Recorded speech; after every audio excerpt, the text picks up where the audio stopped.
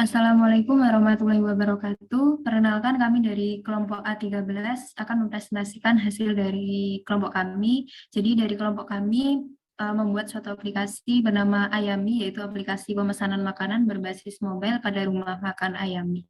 Next.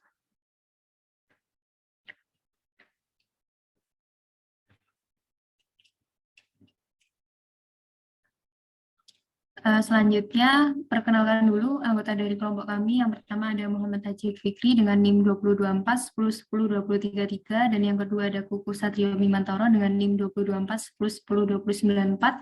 Yang ketiga ada Yuniar Emilia dengan NIM 2024 10 10 248, dan yang keempat ada saya sendiri Laida Lavinia dengan NIM 2024 10 10 241.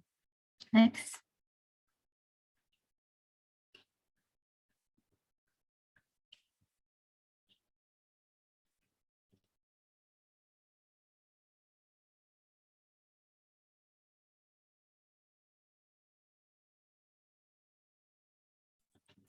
Untuk yang selanjutnya, ketika user membuka aplikasi, user harus mendaftarkan akunnya terlebih dahulu dengan mengisi beberapa data, yaitu nama lengkap, email, nomor handphone, dan password. Dan setelah akunnya didaftarkan, user bisa langsung masuk atau login dengan masukkan nomor handphone dan password. Klik masuk.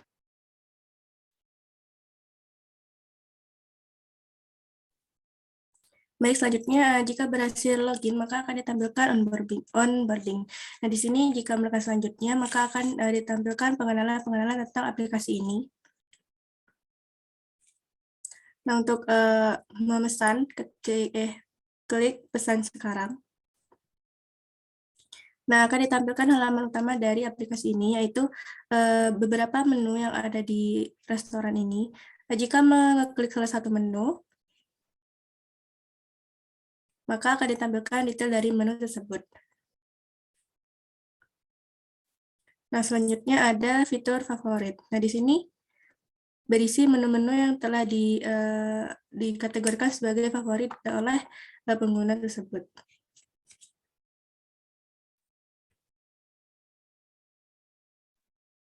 Oke, selanjutnya terdapat menu chat, yang mana di sini kita bisa mengirimkan pesan kepada pihak Ayami, di mana kita bisa mengirimkan berupa teks ataupun kita bisa mengirimkan gambar. Nah, untuk mengirimkan gambar, kita bisa menekan tombol gambar yang ada di bagian pesan. Ketika diklik, maka akan muncul kamera, yang mana di sini kita dapat mengambil foto dengan menekan tombol yang ada pada bagian bawah. Nah, kita bisa mengkliknya untuk mengambil gambar.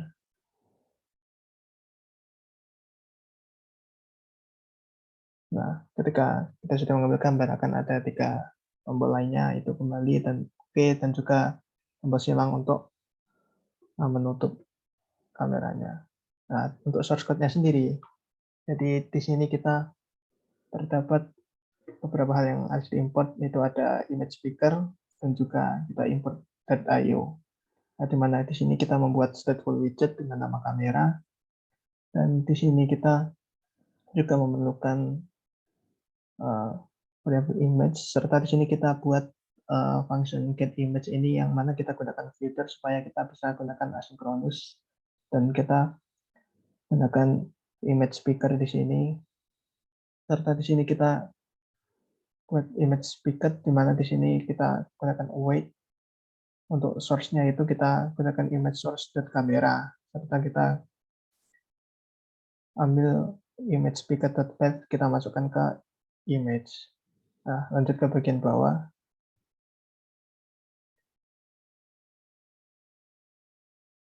Nah, jadi get image tadi kita akan gunakan ketika tombolnya diklik. Jadi kita di sini punya sebuah button, yang mana ketika buttonnya diklik kita jalankan asynchronous, jadi async await, di mana di sini kita jalankan function get image yang ada di atas tadi. Nah, mungkin itu untuk bagian fitur kamera. Dan kita bisa tekan kembali aja pada emulatornya untuk kembali ke halaman menu chat. Nah, baik, selanjutnya di sini sudah kita lihat terdapat dua menu terakhir, yaitu yang pertama yaitu menu checkout. Nah, di sini berisi beberapa list produk yang berhasil dipesan, tapi masih belum dibayar. Nah, untuk selanjutnya di sini yaitu profile, yang mana ini merupakan menu terakhir. Nah, di profile ini terdapat sebuah kontainer untuk detail singkat dari user, profil user. Lalu selanjutnya di sini ada beberapa opsi. Opsi pertama yaitu untuk riwayat, opsi yang kedua untuk belum diulas, sampai pengaturan. Nah, jadi di sini terdapat menu ubah profil juga. Nah, ketika dipencet, dia akan menampilkan formulir dari ubah profil, yang mana untuk detailnya ubah data. Di sini ada nama, email, nomor HP, dan alamat. Dan yang terakhir yaitu untuk memilih lokasi dari user. Nah, ketika dia dipencet, dia nanti akan mengarahkan ke layout map.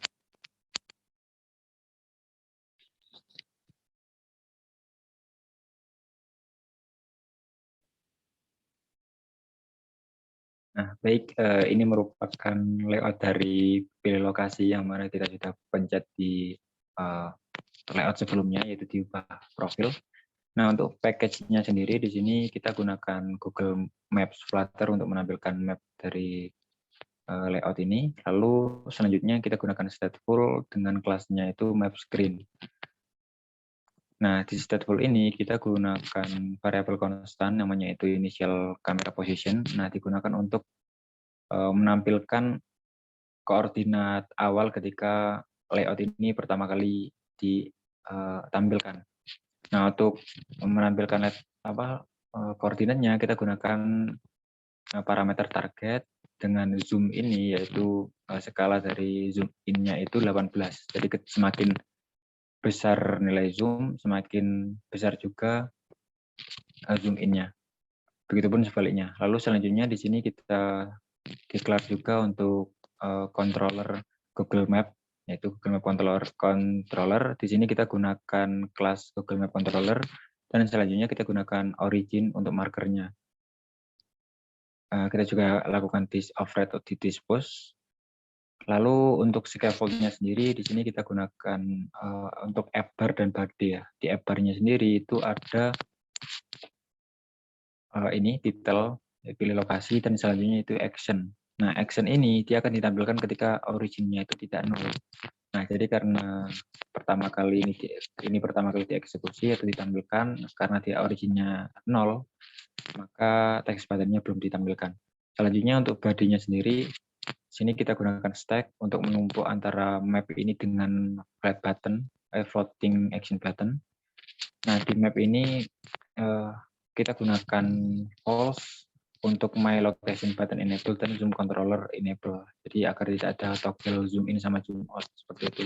Untuk initial kamera sendiri di sini kita gunakan variabel initial camera position yang sudah kita declare tadi, yang mana ada target dan zoom.